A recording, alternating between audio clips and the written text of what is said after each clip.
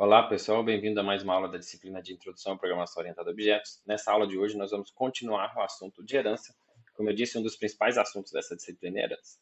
Na aula teórica passada, a aula 8.1, a gente viu a parte básica inicial de herança, então é muito importante para que você entenda essa aula que você assista a aula 8.1. Na aula prática 8.2, a gente vai praticar os conceitos, então, se você já tiver feito a aula prática na hora que estiver vendo esse vídeo, ótimo, mas também dá para acompanhar a aula se você tiver assistido bem, né, e feito certinho o que foi pedido lá na aula 8.1, tá? Então vamos lá, vamos continuar. A gente viu os conceitos, né, da aula passada de superclasse, subclasse, a gente pode criar uma classe que herda atributos e métodos de outra classe. Agora a gente vai continuar discutindo detalhes deste conceito. Bom, na aula anterior a gente viu um projeto chamado Veículos, né? Veículos tinha uma classe veículo, que era uma superclasse, e dessa classe veículo herdavam classes carro e caminhão, e aí no exercício eu pedi a vocês para criar uma classe ônibus também, que herdasse de veículo, né? A gente viu então como usar a herança para reduzir a replicação de código e facilitar alterações futuras, mas ainda tem uns pontos que a gente pode melhorar nesse projeto, tá? Bom, algumas observações são, né? Primeiro, só para relembrar o projeto. A gente, na subclasse carro, a gente define os atributos e métodos que são específicos de um carro, ou seja, aqueles que já não estão definidos na superclasse veículo. Então, se a gente vem aqui na classe, né, no projeto, a gente tem na classe carro atributo que é específico de carro, ou seja, ele é de carro, mas não é de qualquer veículo. Então, por exemplo, o atributo é flex e o método, né, de acesso obter é flex. A gente tem também o método obter descrição carro, que ele retorna a descrição de um carro a partir da descrição que é igual para todos os veículos e acrescenta a informação se o veículo é flex ou tem combustível normal. Então, repare que a gente define aqui na classe carro o que é específico de carro. O que é comum a todos os veículos está definido lá na classe veículo, né? Por exemplo, modelo, marca, placa, velocidade atual, os métodos de acesso a eles e por aí vai. Quando a gente cria um carro, os métodos públicos tanto da subclasse carro quanto da superclasse veículos estão disponíveis. Então, se eu vier aqui criar um carro, vou criar um carro Onix da marca GM, de placa GAC0125 e dizendo que ele é flex. Beleza, cliquei em OK. Quando eu clico com o botão direito aqui, ó, no carro, que eu acabei de criar, eu tenho acesso aos métodos que foram definidos na classe carro, obter descrição carro e obter flex, certo? Posso chamar esses métodos normalmente. Mas eu tenho acesso também aos métodos definidos lá na classe veículo, que aqui na interface do BlueJ aparece bem organizado aqui, separado, ó, o que é definido na classe carro e o que é definido na classe veículo. Então, posso chamar tanto os métodos públicos da classe carro quanto veículo. O BlueJ é só uma ferramenta didática para, né, a gente aprender os conceitos. Quando a gente está digitando um código usando uma variável do tipo carro, a gente pode chamar os métodos da classe carro ou da classe veículo da mesma forma, certo? Não faz diferença se o método é da classe veículo ou da classe carro. Então aqui, ó, eu chamei o obter flex, que está definido na classe carro, depois eu chamei o obter marca, que está definido na classe veículo. Repare que na hora de chamar o método, para quem está usando o objeto, ele nem precisa saber que o método obter marca está numa classe veículo. Não faz diferença para quem está usando, tá? Se esse método está na classe veículo ou está na classe carro, aqui do jeito que a gente está usando. Já dentro da subclasse carro, os atributos e métodos públicos de veículo estão disponíveis. E nesse caso não é necessário usar objeto ponto, pois um carro não é um veículo. Então, por exemplo, aqui, ó, na classe carro, dentro do método obter descrição carro, a gente está chamando o método obter descrição veículo. Esse método obter descrição veículo está declarado lá na classe veículo. E eu estou conseguindo chamar ele diretamente aqui, por quê? Porque ele é um método que está definido na classe veículo, que é a superclasse, e ele é público, então eu consigo acessar ele aqui dentro da classe carro, como se ele tivesse definido aqui dentro da classe carro. Tá? Todos os métodos públicos que estão lá na superclasse, eles podem ser chamados aqui dentro como se eles estivessem definidos aqui na superclasse carro. Beleza? Tá claro até aqui? Vamos lá. Agora, suponha que na classe carro a gente queira retornar a descrição dele de uma forma diferente. Então, como é que é a descrição hoje dos carros? Ó? De todos os veículos. Todos os veículos retornam, primeiro, essa parte aqui que está no veículo, que é veículo tal, da marca tal, da placa tal, a tantos por hora, e aí a subclasse vai lá e acrescenta a sua informação específica. Mas vamos supor que a gente esteja num cenário aqui que dentro dessa classe carro eu não quero essa descrição completa que vem lá do veículo. Eu só quero dizer o seguinte, ó, o carro é do modelo tal e é flex. É do modelo tal e tem combustível normal. Como é que eu posso fazer? Repare que se eu quero mexer só na classe carro, né, eu não quero alterar, ou eu não posso alterar a classe veículo, eu não posso chamar esse método mais, porque esse método vai me retornar toda a descrição. Tá? Então, como que a gente resolve isso? Tá? Vocês acham que daria para fazer isso aqui? Ó? Repara, modelo está definido aqui na classe veículo, certo? A gente já disse que um atributo de uma superclasse, né, ele pertence aos objetos da superclasse por herança. Então, em princípio, se eu quero colocar, né, que o modelo é só o modelo e o combustível, teoricamente eu poderia fazer algo assim. Ó.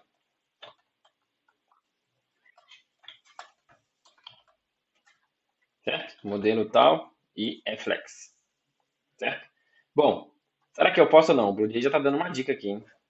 Por que o BlueJay será que está dizendo que não pode? Se eu parar o mouse, ele vai mostrar um erro aqui. Ó. Modelo tem acesso privado em veículo. Então, o que ele está dizendo é o seguinte. Ó, você está tentando acessar um atributo modelo aqui de dentro da classe carro, só que esse atributo modelo está definido na superclasse como privado. Então, você não pode acessar ele aqui dentro da classe carro. Tá?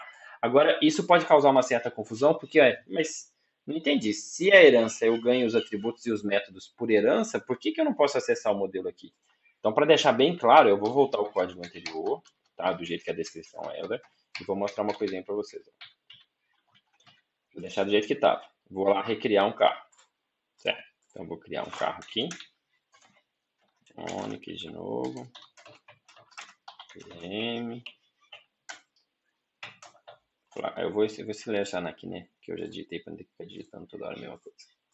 Beleza. Repara que quando eu clico com o botão direito aqui no carro e vou inspecionar para ver o estado do objeto, ele tem todos os atributos, tanto do atributo flex definido na classe carro, quanto os atributos definidos na classe veículo. Então ele tem um modelo, que é Onix, certo? Mas uma coisa é o objeto ter o atributo, então o objeto tem aquele atributo, quando eu crio o objeto ele tem aquele atributo. Outra coisa é esse atributo estar acessível dentro da subclasse. Então esse objeto carro é um objeto da classe carro. Ele tem um atributo modelo por herança, porque veio por herança lá da classe veículo. Mas nem por isso eu consigo acessar esse atributo aqui dentro da classe carro. Por quê? Porque ele foi definido como privado lá na superclasse veículo. Certo? Então, uma coisa é o objeto ter o atributo, outra coisa é esse atributo ser acessível dentro da subclasse. E aí, se você for tentar resolver esse problema, falar no Google, provavelmente você vai encontrar alguém sugerindo fazer isso aqui. Vim aqui na classe veículo e mudar aqui para protected. A gente não viu essa palavra ainda, a gente usa private para privado, public para público, mas tem também o protected. Se eu colocar protected, olha o que acontece, compila, certo? Vamos ver se funciona. Eu vou recriar aqui de novo, o mesmo carro toda hora. Peraí, aqui era GM, Onix, C. Beleza, consegui criar o carro, certo? E ele tem o atributo. Então, o que aconteceu? Né? Eu escolhi uma visibilidade diferente do que privado ali. Eu coloquei como protected, certo? Repare que ela não é público, ela é protected. Agora, por que essa solução não vai? Na verdade, essa solução não deve ser feita. Eu vou seguir o slide lá, então, para vocês verem que esse material está lá no slide também. Aqui é mostrando, né, que o atributo privado modelo, né, não é acessível, certo? Dentro da subclasse. Né, e aqui embaixo chamando a atenção que uma coisa é o objeto ter o atributo, outra coisa é ele estar acessível na subclasse. E aqui, né, o que você vai achar enquanto procurando no Google, que é colocar protected, mas o problema é que isso aqui fere o encapsulamento. Por que isso aqui fere o encapsulamento? Ó, vamos pensar, qual que é o objetivo do encapsulamento? Manter os atributos privados para que a classe tenha controle sobre qualquer alteração do atributo. Quando o atributo é privado e a gente tem métodos de acesso e métodos modificadores, se alguém precisar modificar aquele atributo, ele vai lá, ele vai ter que passar pelo método modificador da classe, então a classe controla. Então, veículo, ao declarar o modelo como privado, ele vai controlar qualquer alteração no modelo. Então, suponha que eu não posso ter modelo vazio. Ou eu não posso ter modelo com menos do que 3 letras. Eu posso colocar esse tratamento dentro do método definir modelo lá na classe veículo. Agora, se eu coloco ele como protected, eu posso vir aqui na minha classe carro e, né, o programador Juninho fazer alguma coisa errada e fazer isso aqui, por exemplo. Certo? Olha o que acontece se eu fizer isso. Ó. Quando eu vou criar um carro, se eu chamar o método obter descrição, quer ver? Só para ficar bem claro para vocês. Eu vou chamar um inspecionar, tá aqui o modelo dele, é GM. Mas agora, se eu chamar o obter descrição, ele mudou o modelo para vazio, certo? Por quê? Porque eu consegui, dentro da minha subclasse carro, alterar um atributo que está definido lá na superclasse veículo. A superclasse veículo nem tomou conhecimento disso. Então, a superclasse veículo poderia ter, né, o caso modelo aqui é uma string, mas poderia ser um número, que esse número impacta num cálculo, enfim, pode ter toda uma questão envolvida naquele valor ali, que a superclasse perdeu o controle sobre como ele é alterado. Então, a gente não pode declarar como protected, porque fere o encapsulamento. A gente tem que manter aqui como private, certo? Bom, mas então como é que a gente faz? Se eu realmente precisar que aqui na classe carro eu exiba um modelo e a informação se ele é flex ou não. Como é que eu obtenho essa informação do modelo lá da classe veículo sem acessar o atributo? Vejam que a classe veículo ela tem um método de acesso, um método obter modelo, certo? Que ele é público. Se ele é público, eu posso chamar dentro da classe carro. Então eu venho aqui e chamo obter modelo e aí está tudo resolvido, certo? Então veja que eu não preciso ferir encapsulamento. Eu mantenho o modelo como privado, uso o método de acesso obter modelo, certo? E aí eu tenho a informação que eu preciso, tá? Vamos testar aqui, ó. Eu posso, mais uma vez, vou criar toda hora o mesmo carro aqui, né?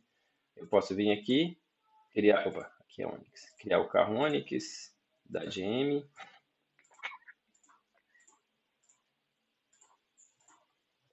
E aí, vou chamar obter descrição, o carro está aqui, modelo Onix Flex. Funcionou o que eu precisava, que era ter uma descrição diferente na classe carro.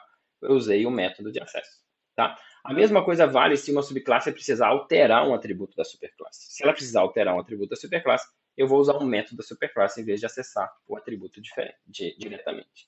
Uma observação importante sobre isso é a seguinte: às vezes pode acontecer da superclasse não ter, né, originalmente, vamos supor, a classe né, aqui faz todo sentido ela ter um método de acesso, mas vamos supor que não tivesse. Ou que não fizesse sentido esse atributo, né, o valor desse atributo ser consultado de fora de outras classes. Nesse caso, faz sentido declarar o método como protected. Se eu declarar um método como protected, ele é acessível na subclasse, mas não é acessível por todas as classes que estão aí do lado de fora, certo? Aí eu mantenho o encapsulamento, mas dou para a subclasse a possibilidade de alterar esse atributo, não, de consultar esse atributo. O protected para método de acesso é possível, às vezes acontece, mas não é tão comum. Mas às vezes ele é muito comum para método modificador. Às vezes eu tenho um atributo que não é esperado que ele seja modificado de fora da classe, mas faz sentido ele ser alterado por uma subclasse. Aí a gente vai na superclasse, cria um método modificador que é protected, e aí a subclasse pode usar esse método modificador. Então, conceitualmente, a palavra-chave protected ela só faz sentido, né, para método. Para atributo, né, geralmente ela está quebrando o encapsulamento. Ok? Dúvidas, gente, tá aqui? É muito importante estar claro o porquê das coisas aqui, tá? E aí vai reforçando uma coisa que eu sempre digo, assim, uma coisa é funcionar, outra coisa é estar correto do ponto de vista teórico de orientação a objetos. Repare que você declarar o atributo como protected funciona. A solução funciona do ponto de vista do usuário, mas fere o encapsulamento, fere, né, um conceito importante da disciplina. Tá? Beleza. Então, vamos aproveitar que a gente viu essa palavra-chave protect e vamos reforçar, né, esse nível de visibilidade. A gente já sabe que os membros de uma classe, quando eu falo membros de uma classe, eu estou falando de atributos e métodos, eles podem ter visibilidade privada, nesse caso não podem ser acessados por mais ninguém, por nenhuma outra classe. Se eu defino um atributo ou um método como privado, só a própria classe acessa. Então a gente acabou de ver que mesmo subclasse não consegue acessar. A gente já sabe também que métodos públicos são acessíveis por qualquer classe, o que inclui, claro, as subclasses. E agora a gente acabou de ver que existe um novo, que é a visibilidade protected. Membros protected, ou seja, atributos protected ou métodos protected, são acessíveis pela subclasse de uma superclasse. É o que a gente acabou de ver. Então, se eu defino o obter modelo como protected, eu acesso lá na subclasse carro. Se eu, por acaso, definisse o atributo como protected, eu também acessaria, mas nesse caso eu estaria ferindo o encapsulamento. Agora, o protected, no caso do Java, eles também, o que é declarado como protected, também é acessível por qualquer outra classe que faça parte do mesmo pacote, ou dizendo de outra forma, que esteja na mesma pasta. Então, esse é um detalhe da linguagem Java que também atrapalha um pouquinho a gente usar o protected.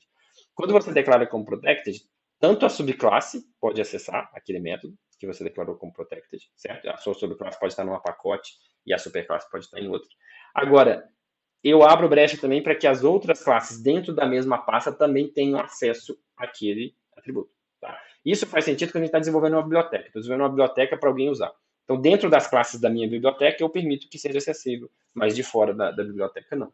Tá? Mas então, eu tenho que lembrar que o Protect em Java não é só herança. Ele permite acesso também por pastas do mesmo pacote.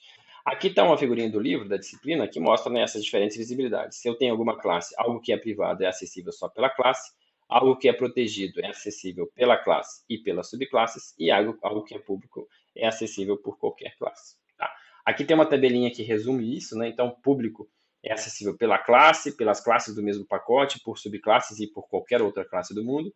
Protected é acessível pela classe, classes do mesmo pacote e subclasse, mas não pelas demais classes, né? Essa área de fora aqui, nesse desenho. Em Java, né? Não sei se eu já dei algum exemplo disso, mas você pode declarar também sem modificador. Na verdade, você consegue declarar um atributo direto ou um método direto sem colocar nada, nem public, nem private, nem protected. Nesse caso, ele é acessível pela própria classe e por todas as classes que estão no mesmo pacote, ou seja, por todas as classes que estão na mesma pasta. É raro a gente utilizar isso aqui, especialmente atributo que tem que ser sempre privado, né? Método pode acontecer de, às vezes, eu tenho um método que eu quero acessar ali dentro da minha biblioteca, mas não de fora. E o private, que é acessível só pela própria classe. Né? Reforçando que a gente deve usar sempre atributos privados da superclasse e a gente deve criar métodos públicos ou protegidos necessários na superclasse para lidar com esses atributos nas subclasses. Certo? Entendido, gente? Tá claro? Não tiver claro, pausa o vídeo, volta, assiste de novo, não deixa as dúvidas acumularem. Vamos falar agora de dois pequenos conceitos, assim, são conceitos importantes, mas que eles já derivam do que a gente já viu, é só dando nome às coisas que a gente já viu. Né? Se eu te perguntar qual que é o objeto que é maior, da superclasse ou da subclasse? Qual que você acha? Então, é sempre mais fácil pensar no exemplo. Vamos pegar o exemplo aí do projeto que a gente está vendo. Veículo e carro. No nosso exemplo, não faz muito sentido criar um objeto da classe veículo, certo? Assim, ou o objeto vai ser um carro, ou vai ser um caminhão, ou vai ser um ônibus. Mas suponha que eu criasse um objeto da classe veículo e criasse um objeto da classe carro. Qual dos dois você acha que é maior? Maior em termos de quanto que ele ocupa de memória. E aí? O da classe carro, certo? Por quê? Porque o objeto da classe veículo tem o que é comum a todos os veículos. Então, o objeto da classe veículo vai ter na memória modelo, marca, placa e velocidade atual. Mas o objeto da classe carro vai ter tudo isso e mais o flex, certo? Então, a subclasse ela tem mais coisas do que a superclasse, porque tem tudo que a superclasse tem, mais alguma coisa. Então, o objeto da subclasse é sempre maior, ele sempre ocupa mais espaço na memória. Além disso, é um outro conceito importante a gente saber que a subclasse ela é mais especializada que a superclasse. Como assim? Né? E acaba representando um número menor de objetos. Vamos pensar. Vamos imaginar que eu fosse criar objetos para todos os veículos que existem lá, certo? Se eu criar, se eu tratasse todos os veículos como veículo, como da classe veículo, vocês concordam que eu poderia colocar todos os objetos, né, da cidade em ser de uma classe só? Então, vamos supor, se eu tenho a classe veículo e lá, sei lá, não sei quantos veículos tem lá, vou chutar, 10 mil veículos, entre caminhões, ônibus, carros, etc. Então, eu posso criar 10 mil objetos, né, dessa classe veículo. Agora, a partir do momento que eu uso herança e eu quero separar, eu tenho uma classe veículo, eu tenho uma classe carro, uma classe ônibus, uma classe caminhão, os objetos dessa classe carro, eles representam só os carros. Então, desses 10 mil veículos, quantos são carros? Eu não sei, vou chutar, vamos supor que 8 mil são carros. Então, aqui em Labs eu tenho 8 mil carros, né, que de um total de 10 mil veículos. Então, quer dizer que a subclasse ela representa menos objetos. Ela é um objeto maior, né, que mais informações, mas ela representa menos objetos do mundo real porque ela representa objetos de um tipo específico. Ela representa objetos que são carros, não representam todos os veículos. Já um objeto da superclasse poderia representar todos os veículos, então poderia representar mais objetos. Então, a gente diz que uma subclasse é uma especialização de uma superclasse. A gente pode enxergar isso de maneira inversa também. Ao invés de partir da superclasse, se eu partir da subclasse, eu posso dizer que a superclasse é uma generalização da subclasse. Tá? Então, eu tenho, na linha de cima da especialização, eu tenho uma classe veículo, carro é um tipo específico de veículo, então eu estou especializando na subclasse. Na linha de baixo, eu tenho carro. E aí, veículo é uma coisa mais geral, mais genérica do que carro. Então, a superclasse é uma generalização da subclasse. Beleza? Bom, vamos lá. Falando mais um pouquinho sobre esses conceitos de herança. A gente já viu que a gente pode usar a palavra-chave super para chamar o construtor da superclasse. Então, a gente vai lá, quando a gente vai definir o construtor da subclasse, por exemplo, aqui na classe carro, eu tenho um construtor da classe carro, que recebe os parâmetros necessários, e na primeira linha eu estou chamando super. Essa chamada, o que ela faz é chamar o construtor da superclasse, certo? Terminou de executar o construtor da superclasse, aí continua daqui para baixo. Beleza. Lembre-se que a chamada do super, se existir, ela tem que ser a primeira do construtor. Então, se eu tentar vir aqui e colocar essa linha antes do super, vai dar um erro de compilação. Olha lá. chamada para super deve ser o primeiro comando do construtor. Então, quando eu chamo super, tem que ser o primeiro. Tá? Outra coisa é que se não existir o super, o sistema chama implicitamente o construtor padrão, ou seja, o construtor sem parâmetros da superclasse. Então, aqui, ó, se eu remover esse aqui, o que acontece? Ele chamaria o construtor padrão da superclasse. Nesse caso aqui vai dar erro. Por quê? Se eu der um Ctrl K, ele me mostra a mensagem de erro. Construtor da classe veículo não pode ser aplicado. Né? Porque o que está acontecendo? Quando a gente não coloca o super, é como se o compilador automaticamente fizesse isso aqui. Ó, certo? Chamasse o super sem passar parâmetros. Mas como não tem nenhum construtor aqui na classe veículo que não recebe parâmetros, aí ele está dando um erro de compilação. Não dá para criar um veículo sem passar nada. Se por acaso o construtor da classe veículo não recebesse nenhum parâmetro, aí eu poderia deixar desse jeito ou deixar sem nada, né, que tem o mesmo efeito de deixar desse jeito. Tá? Então é só para vocês saberem que eu posso não ter que chamar o super na subclasse se a superclasse tiver um construtor sem parâmetros. Apesar de não ser muito, né, pensando pelo menos em termos conceituais, o mais comum é que a superclasse sempre tenha um construtor com parâmetros, então não é muito o caso da gente usar isso daqui. Tá? Mas é bom vocês saberem que isso é possível. Okay? Bom, agora o detalhe, né, o conceito mais importante que eu quero mostrar nessa aula vem dessa situação que eu vou mostrar aqui agora, que é a seguinte. Ó. O nosso código das subclasses de veículo, ele tem um inconveniente. Por quê? Porque repara que quando eu crio um carro, lá vai eu criar o mesmo carro. Devia deixar ele criado toda hora, né? Lá vai eu criar o mesmo carro aqui, um Onix, blá, blá, Flex. Olha o que acontece. Com esse objeto carro, eu posso clicar no botão direito no objeto carro e eu tenho dois métodos de descrição. Eu tenho obter descrição carro, que retorna o modelo... peraí, deixa eu só voltar essa frase toda que eu vou dizer aqui só faz sentido se a gente voltar na nossa circunstância inicial, que é o meu obter descrição carro retorna a descrição do veículo.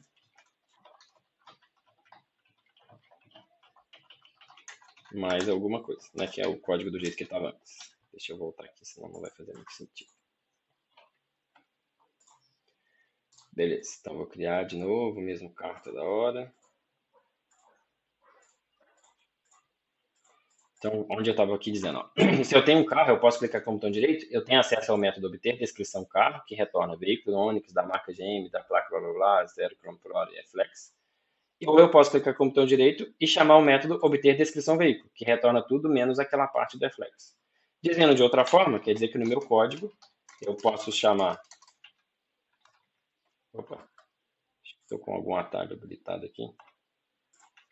Carro 1.obter descrição carro. Ou eu posso chamar carro 1.obter descrição veículo. Mas repara o seguinte, para quem está usando um objeto da classe carro, ele não precisa saber que carro herda de veículo, que uma parte é feita na classe veículo. Geralmente, se eu quero a descrição do objeto, eu quero a descrição dele. Não me interessa os detalhes, tá? Pensando lá em abstração, né, a gente não quer saber os detalhes. Então, o ideal é que quem está usando um objeto chamasse simplesmente o método obter descrição. Como é que essa descrição é montada? É problema da classe carro. Quem está usando a classe carro não quer se preocupar com isso. Tá? Como é que a gente faz isso? Será que tem gente a fazer? Repara que tem. Eu posso vir aqui na classe veículo, mudar o nome do método obter descrição veículo para obter descrição. Tá? Até porque é meio estranho a gente ficar repetindo o nome da classe no método, certo? A classe já chama veículo, então não tem por que eu colocar veículo aqui. Eu vou chamar aqui de obter descrição. E aqui na subclasse carro, eu vou chamar o método com o mesmo nome. Repara nesse detalhe importante. Ó. Declarei um método na classe veículo com essa assinatura aqui, ó, public string obter descrição. Vou usar a mesma assinatura na subclasse, public string obter descrição. Certo? Repara que eu estou dando o mesmo nome para os dois métodos, o método na subclasse e o método na superclasse. Aí agora como é que eu faço? Como é que eu faço para chamar o método, né? Para deixar o código do jeito que ele funcionava? Dá a impressão que é só fazer isso daqui, certo? Já que o método lá na superclasse chama obter descrição, eu vou chamar obter descrição aqui lá da superclasse e vai dar tudo certo. Vamos até experimentar aqui e para vocês verem o que acontece. Opa, deu um erro.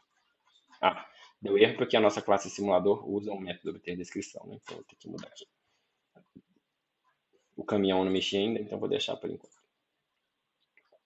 Quer dizer, eu vou ter que mexer no caminhão, pelo menos na chamada, porque agora não chama mais obter descrição veículo. Beleza, então eu vou criar aqui um novo carro, nosso carro de sempre. Onix, da GM, placa tal, Flex. Se eu agora clicar com o botão direito no carro 1, o que acontece? Ele tem um método obter descrição e ele aparece aqui, ó, O Blue até dá uma dica, ó, herdado de veículo, obter descrição, redefinido em carro. Na verdade, apesar dele mostrar aqui 2 vezes, só existe um método. Por quê? Porque ele foi redefinido. É o que a gente chama de sobrescrita de método. Então, quando eu digitar carro 1.obter descrição, o que vai acontecer? O compilador, na verdade, a máquina virtual Java, ela vai verificar se existe esse método na classe do objeto. Esse objeto é do tipo carro, certo? Então, ele vai procurar pelo método obter descrição na classe carro. Se ele não achar, aí ele sobe para a superclasse. Certo? Isso já funciona assim para todos os métodos. Se eu chamar obter flex, ele vai procurar na classe carro, vai encontrar, vai executar. Agora, se eu chamar obter modelo, ele vai procurar na classe carro, não vai achar, aí vai subir para a classe veículo, vai subir na hierarquia de herança, aí vai achar na classe veículo e vai executar. Agora, quando eu digito obter descrição, eu tenho nos dois, eu tenho tanto na classe carro quanto na classe veículo. Ele procura na classe carro primeiro, na classe que é do tipo do objeto aqui, o objeto é carro, então vai procurar nela primeiro. Nesse caso, como vai achar o da classe carro, vai executar o da classe carro, tá? O da classe carro pode chamar o da superclasse ou não, tá? Tanto faz se ele chama ou não, para chamar daqui não importa. Ele vai encontrar na classe carro, então vai executar. Eu poderia lá dentro chamar o da superclasse ou não chamar o da superclasse, tá? O fato é, a máquina virtual Java sempre procura um método na classe do objeto. Se não encontrar, aí ele sobe na hierarquia de herança até encontrar, certo? Então, se eu chamar, só que tem um detalhe aqui no código que eu fiz, que é o seguinte, vocês vão ver, ó, vou chamar o obter descrição aqui, e ele deu um monte de erro aqui, seguido, toda hora parece que um erro está tudo na mesma linha, e ele deu um Stack Overflow. Aí agora vocês, né, quem nunca parou para pensar nesse detalhe, por que o site Stack Overflow chama Stack Overflow, vai descobrir agora. O que é um erro de Stack Overflow? Um erro de estouro de pilha. Na verdade, o que aconteceu foi o seguinte, dentro da nossa classe carro, o método obter descrição está chamando o método obter descrição. Só que repara o seguinte, como é que o compilador vai saber que esse obter descrição que eu queria chamar era o da superclasse veículo e não o próprio método obter descrição que está definido aqui? O compilador ele sempre olha o escopo mais próximo. Então, o obter descrição da própria classe carro está aqui já, né? Ele está mais perto. Então, isso aqui, na verdade, virou uma recursão infinita. Eu chamei obter descrição, ele entrou aqui, chamou obter descrição de novo, que chamou o mesmo método, que chama aqui, que chamou o mesmo método. Então, eu vou chamando, até que chega uma hora que o sistema operacional fala assim, parou a brincadeira, esse treino não vai acabar nunca, então deixa eu matar o seu programa. Certo? É isso que aconteceu. Isso que é um Stack Overflow, um estouro de pilha. Então, eu tenho que dizer para o compilador que essa minha chamada do obter descrição não é para esse método. É para o obter descrição. Opa, apaguei. É para o obter descrição lá da classe veículo. Como é que a gente faz isso? A gente faz isso colocando aqui super ponto. Então, do mesmo jeito que a gente pode fazer this ponto, né, um atributo ou um método, a gente pode fazer super ponto para chamar, para referenciar algo que é da superclasse. Então, ao colocar super ponto obter descrição, nós estamos dizendo para o compilador assim, ó, compilador, eu quero chamar o obter descrição lá da superclasse, viu? Não é esse aqui não, senão vai dar recursão infinita. Então, beleza, agora na hora que eu chamar o obter descrição do carro, ele vai cair aqui, ao executar a primeira linha, ele vai chamar o do veículo e depois vai continuar. Quer ver? Vamos testar aqui, ver se deu certo. Vamos recriar o nosso carro de sempre.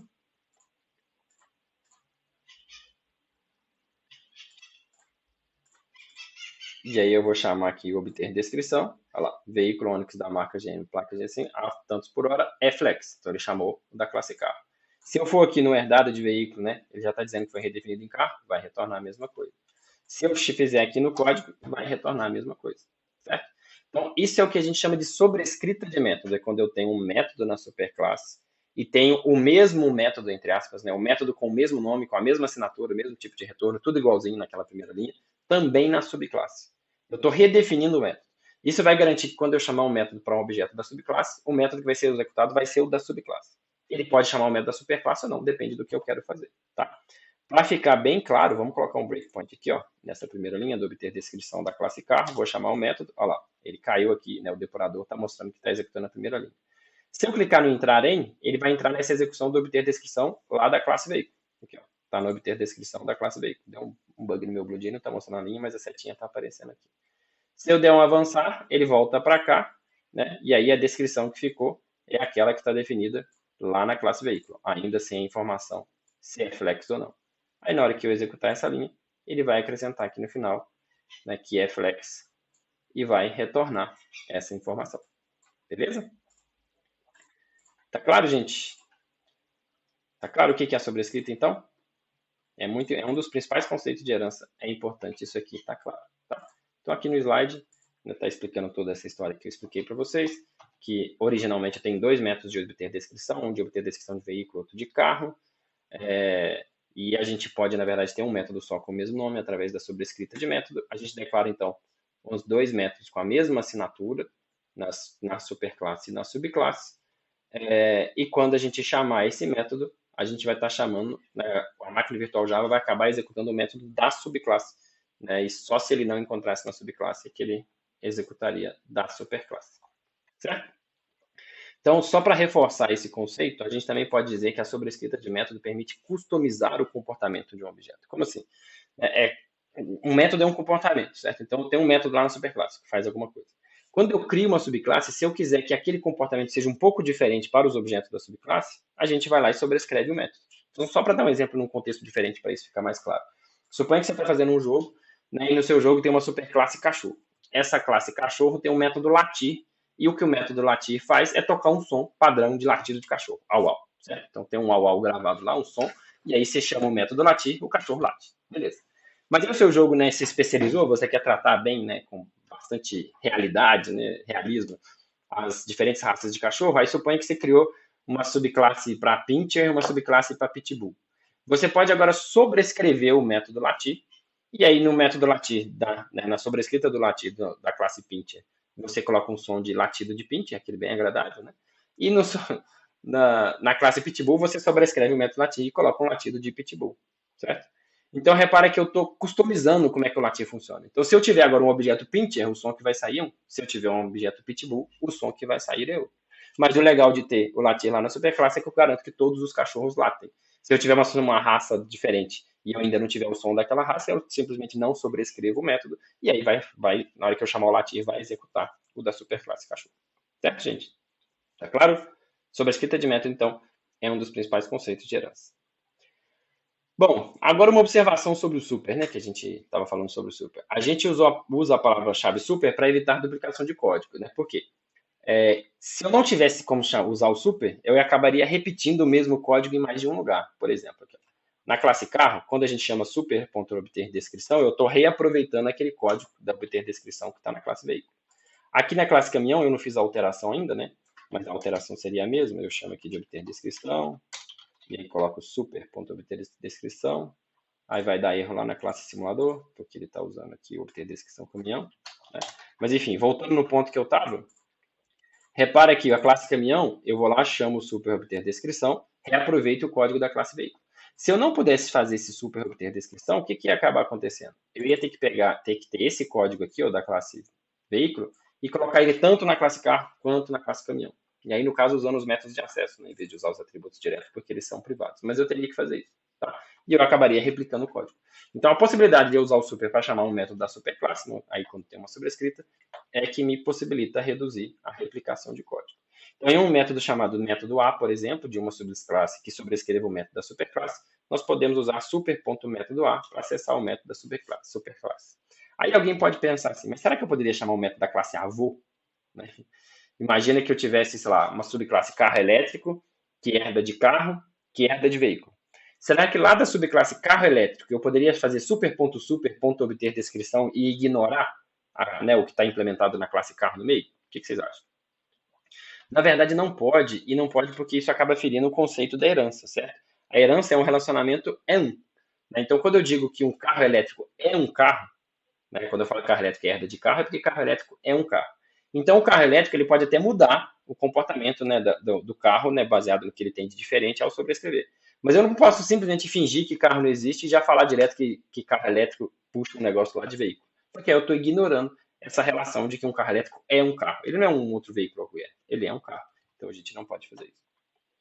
Bom, agora alguns cuidados que a gente tem que ter na sobrescrita de método, né? O que acontece se o programador fizer esse código aí, ó?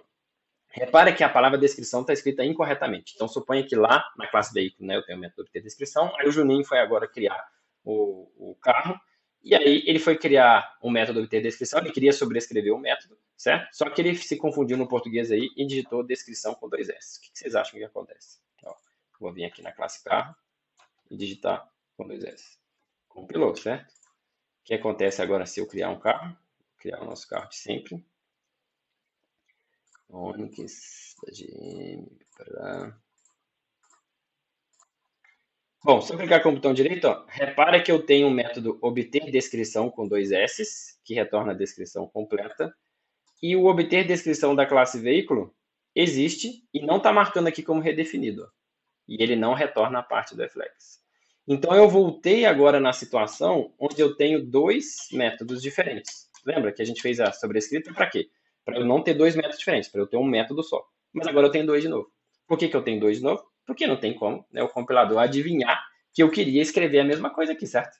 Ele não vai adivinhar que está escrito em português errado, certo? Para ele é o seguinte, tem dois métodos. Tem um método lá na superclasse, tem um outro método aqui na subclasse que por acaso chama aquele método da superclasse, mas são dois métodos diferentes, tá? Então repare que isso aqui é um erro, na verdade. Eu queria fazer uma sobrescrita e acabei não fazendo, né? Esse é um dos motivos, né? Na verdade, esse é o motivo didático, tá? Não é bem esse motivo, não, mas é bom para a gente entender. É para isso que serve a diretiva @override. Sempre no código Java que você tiver um arroba aqui fora de qualquer método, é uma diretiva para o compilador, ou seja, é algo que vai acontecer lá na compilação e não tem a ver com o software final gerado. O que a gente está fazendo, quando a gente coloca arroba override, a gente está dizendo para o compilador assim, compilador, o meu próximo método é uma sobrescrita, confere para mim, certo? E repara que aqui nesse caso ele conferiu e já está dizendo, método não sobrescreve nem implementa um método a partir de um supertipo, ou seja, a partir da superclasse. Então, o fato de eu colocar o arroba override aqui está me mostrando que isso daqui não é uma sobrescrita, certo? Então, se o Juninho, né, escrevesse obter a descrição com 2S, mas tivesse o hábito de sempre usar arroba override na hora de sobrescrever um método, aí ele não cometeria esse erro, porque o compilador ia ajudar ele a ver que, opa, peraí, não estou sobrescrevendo porque, aqui é com C. E aí, na hora que eu coloco o certo, aí ele para de dar erro, certo? Então, arroba override é a gente pedir para o compilador, dá uma conferida para mim se eu estou fazendo uma sobrescrita, tá? Se eu não tiver, me avisa. Se tiver, ele não faz nada, não tem nenhum efeito. Como eu estou fazendo a sobrescrita, como a assinatura é igualzinha à assinatura da superclasse, não tem nenhum efeito aqui, né? Mas esse exemplo, gente, que eu estou dando é didático, tá assim, não é para ficar evitando erro de digitação. Na verdade, o problema mais comum acontece o seguinte.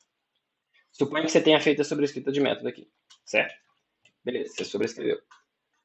Tá tudo certo. Aí daqui a um tempo, passou muitos anos, muitos meses e tal, e foi levantada uma necessidade de alteração no sistema, e agora foi definido que o obter descrição tem que ter um atributo booleano aqui, para dizer se é a descrição resumida ou não, certo? Então aqui teria alguma coisa do tipo assim, se é descrição resumida, aí vai retornar só o modelo, certo? Se não, aí retorna tudo, certo? A ideia, então, é mudar o obter descrição. Tá? Bom, mas do jeito que eu fiz aqui agora, o que vai acontecer? Né? De novo, se eu criar agora um objeto aqui, carro, aqui ele está reclamando agora do obter. Esse exemplo aqui talvez não seja o melhor exemplo, porque aí nesse caso ele vai reclamar que não passou o parâmetro e você vai acabar vendo. Tá? Mas então eu vou explicar aqui sem dar o exemplo no código, que é o seguinte. Suponha que essa chamada aqui não fosse feita. Tá? Suponha que eu estava naquele exemplo anterior. Enfim, não vai cair bem o caso aqui, vai ficar ruim. Bom, deixa eu explicar, deixa eu voltar aqui pelo slide que vai ser melhor para vocês entenderem. Que eu tinha falado com dois S e tal. Então, a diretiva override é realmente importante na seguinte situação. Imagina que uma superclasse tenha um método que é sobrescrito na sua subclasse, certo? Mas depois de um tempo há a necessidade de se alterar a assinatura do método na superclasse para incluir um novo parâmetro, por exemplo. É o que eu estava tentando mostrar ali. Então, imagina que você tem um método que recebe parâmetros, ele é sobrescrito na subclasse, mas agora eu precisei colocar mais parâmetros na superclasse. O que vai acontecer isso? O que vai acontecer? Quando eu fizer isso, o programador vai ter que lembrar de alterar todas as subclasses que tenham sobrescrito o método. Tá? Por que ele vai precisar lembrar? Porque se ele não alterar, então imagina que o método na superclasse tinha um parâmetro, e agora ele tem dois. O método que está sobrescrito na subclasse, ele só tinha um, porque quando sobrescreveu só tinha um. Se eu não alterar agora para receber dois, o que vai acontecer? Vai existir uma sobrecarga de método e não uma sobrescrita. Porque quando eu criar um objeto da subclasse, eu vou ter tanto um método com dois parâmetros, quanto um método com um parâmetro só que está definido na subclasse. Tá? Porque para ser uma sobrescrita, a assinatura tem que ser igual, tudo igualzinho. Se um método na superclasse tem dois parâmetros, esse aqui agora tem um, eu tenho dois métodos diferentes. Então, repare, eu mexi na superclasse e vou ter que lembrar de mexer nas subclasses também para manter a assinatura. Se eu não tiver colocado o @override, eu posso esquecer de fazer isso. Né? A não ser naquele caso meu lá, que aí muda a chamada do sup, aí eu acabo lembrando. Né? Mas com o arroba override, eu não vou esquecer isso em nenhuma hipótese. Mesmo que eu não chame super, o override vai mostrar, opa, isso aqui estava sobrescrevendo, agora não sobrescreve mais. Agora, a situação mais comum ainda que faz mais sentido é o seguinte, a subclasse pode estar no outro projeto. Então, imagina que você tem no seu projeto uma subclasse, né, que ela herda de uma superclasse que é de um outro projeto. Sei lá, você está criando uma subclasse de string, do Java. Ou você está criando uma subclasse de uma classe não sei o que lá do Greenfoot. Enfim, você está usando a biblioteca e você criou uma subclasse no seu código. Quando você atualiza a versão da biblioteca, do Greenfoot e do Java, pode ser que o método lá daquela superclasse foi alterado. Se na sua subclasse você não tinha o arroba override, você não vai saber isso. Os seus objetos vão continuar funcionando, você não vai usar o método que foi mudado, né? Vai dar erro no seu sistema e você não vai entender por quê. Agora, se você tiver colocado o arroba override, aí né, o próprio compilador vai te indicar né, que, opa, isso aqui era uma sobrescrita, mas não é mais uma sobrescrita. Tá? Então, no final das contas, a dica é use sempre arroba override. Apesar de ele não ser estritamente necessário, né, a sobrescrita funciona mesmo que você não coloque, né, o ideal é você acostumar. Fiz uma sobrescrita, arroba override. E aí o compilador vai me ajudar a conferir se é uma sobrescrita mesmo ou não. Bom, agora alguns cuidados que a gente tem que ter com a sobrescrita. Suponha que o programador faça isso. Suponha que o programador esteja fazendo o contrário do que eu defini lá. Certo? Imagina que aqui na classe né, que eu estava fazendo, aqui na classe veículo. Eu vou voltar ao que estava, então eu não tenho resumido. Tá? Então vou voltar aqui do jeito que estava. E suponha que eu quisesse fazer que só aqui na classe carro, né, usando o arroba override, como tem que ser, eu tentasse definir uma descrição resumida. Aí vai dar erro, certo? Por que vai dar erro? Porque eu mudei aqui a assinatura, né, não está batendo com a descrição veículo. Agora não está batendo mais, certo? Nesse caso, como os parâmetros são diferentes, o que eu estou fazendo aqui, na verdade, é uma sobrecarga, como eu tinha mencionado. Certo? Se, por acaso, eu tirar o arroba override, eu vou ter, na verdade, dois métodos de novo. Um que é obter descrição com parâmetros, o outro que é obter descrição sem parâmetros. Bom, mas aí se eu quisesse fazer o seguinte, não, ó, eu quero realmente que a classe carro tenha essa descrição resumida e eu não quero que ele tenha obter descrição normal. Suponho que esse fosse o meu objetivo como programador de língua. Eu não quero mais que ele tenha uma descrição. Então eu vou mudar ele para privado, certo? E vou criar um novo que é descrição resumida. Seria a minha forma de forçar a barra e fazer com que um carro tivesse só a descrição com parâmetros. Mesmo que na classe veículo eu não tenha né, um método de descrição com parâmetros. Repara que isso também dá erro. Por quê? Porque eu não posso diminuir o nível de acesso de um método.